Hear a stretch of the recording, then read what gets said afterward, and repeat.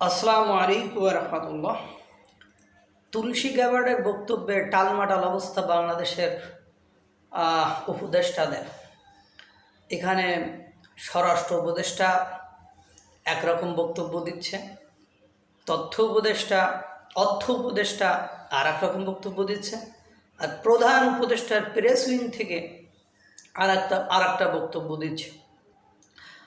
মানে আপনার পররাষ্ট্র উপদেষ্টা যে কথা বলেছে তার সাথে অর্থ উপদেষ্টা বলছে কোনো অর্থনৈতিক কোনো প্রভাব বিঘ্নিত হবে না, কোনো সমস্যায় পড়তে হবে না তুলসী গ্যাবার্ডের বক্তব্যের কারণে, অর্থনৈতিক সম্পর্ক ভালো থাকবে। এদিকে প্রেস উইং থেকে তো বলেছে যে বিভ্রান্তিকর, অতিরঞ্জিত, মানে যাচাই বাছাই না করে বলা, এই কথাগুলোই বলেছে। এখন বাংলাদেশের যে সিচুয়েশন চলছে তাতে করে যাচাই বাছাই করা না করা, এবং তুলসী গ্যাবার্ড কিন্তু একথা বলি নাই যে হঠাৎ করে বর্তমান সময়ে এটা অ্যাকিউট হয়েছে, এটা কিন্তু বলি নাই। তুলসী গ্যাবার্ড কিন্তু দীর্ঘদিনের কথা বলেছে, দীর্ঘদিন ধরে হিন্দু, বৌদ্ধ, খ্রিস্টান, ক্যাথলিক এদের উপর নির্যাতন নিপীড়ন হচ্ছে, দীর্ঘদিনের ইতিহাস টেনেছে।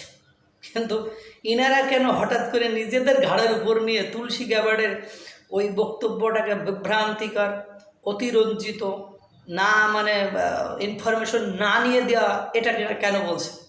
তার মধ্যে আবার তুলসী গ্যাবার্ডের এই বক্তব্যটাকে মিথ্যা প্রতিপন্ন করার বা আমরা ওই খেলাফত বা উগ্র ইসলামী প্রতিষ্ঠা করার পক্ষে নয়, এটা করার জন্য আবার আরশা বাহিনীর প্রধান মানে আয়াতুল্লাহ সহ, জুনুনি সহ আরও 10 জনকে গতকালকে গ্রেপ্তার করা হয়েছে। তাহলে এর কী দাঁড়াইলো? যে যখন বক্তব্য দিল তখন এটা করতে হলো, তখন এটা তো আর ঝামেলা হয়ে গেল। মানে আমি তো দেখছি যে মানে একটা থেকে রক্ষা পেতে গেলে বারবার একই ভুল করেছে। এখন কথা হলো যে আয়াতুল্লাহকে গ্রেপ্তার করেছে, উনি আসলেই তো উগ্রপন্থী। এর আগে ডিজিএফআই আর মানে 2 জন রোহিঙ্গাদের কাকে বা আরাকান কাদেরকে হত্যা করার জন্য আয়াতুল্লাহর বিরুদ্ধে আপনার অভিযোগ আছে। তারপরে আপনার বাংলাদেশে তৌহিদি জনতার নামে যে ভাঙচুর হয়, তারপরে রাস্তায় মেয়েদেরকে যেভাবে ইসলাম মানে ইসলামের বিরোধিতার নাম করে উন্না নিয়ে হেনস্থা করা হয়, তারপরে আপনার মানে বিভিন্ন ইস্যুজ নিয়ে বর্তমান সময়ে চলমান যে বিভিন্ন ইস্যুজ নিয়ে, তারপর হিজবুত তাহরির এদের কথা দেখেন। তো সব কিছু মেলায় বাংলাদেশে এখন যা চলছে তাতে করে তো আপনার এমনি যে কোনো দেশ শুধুমাত্র যে তুলসী গ্যাবার্ড বলেছে এটা কিন্তু নয়, আরও ডয়েসে ভ্যালি ট্যালি যে আরও যে গণমাধ্যমগুলো আছে এবং বিশ্বের যে আরও দেশগুলো আছে তারাও তো এই বিষয়টা সম্পর্কে নেগেটিভ বক্তব্য দিয়েছে। এবং বাংলাদেশে ইতিমধ্যে আপনার মার্কিন যুক্তরাষ্ট্র অর্থাৎ আমেরিকা, তারপরে আপনার যুক্তরাজ্য, ইংল্যান্ড, তারপর জার্মানি, এরা তো ভ্রমণ সতর্কতা জারি করেছে। এটা তো তারপর কানাডা, এরা তো ভ্রমণ সতর্কতা জারি করেছে, এগুলো তো আপনারা জানেন।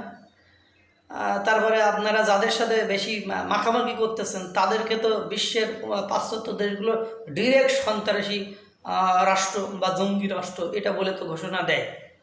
তা তুলসী গ্যাবার্ডের তাদের সাথে আপনি দহরম মহরম সম্পর্ক করছেন, তাদের সাথে সম্পর্ক করার জন্য উঠে পড়ে লেগেছেন, তাহলে এখন তো বলবেই। সুতরাং মানে নিজেরাই এই আয়াতুল্লাহকে গ্রেপ্তার, আরশার এই প্রধানকে গ্রেপ্তার করার মধ্য দিয়ে মানে প্রমাণ করতে চেয়েছিলেন যে আমরা আসলে সন্ত্রাসবাদীকে প্রশ্রয় দিচ্ছি না, কিন্তু সেটা দিয়েই তো এতদিন না করে হঠাৎ করে বক্তব্যের পরপরই করাটাকে, এটা আবার নেগেটিভলি ইফেক্ট পড়ে কিনা এটাও দেখার বিষয়। আল্লাহ তাআলা সকলকে ভালো রাখুন, সুস্থ রাখুন। আসসালামু আলাইকুম ওয়া রাহমাতুল্লাহ।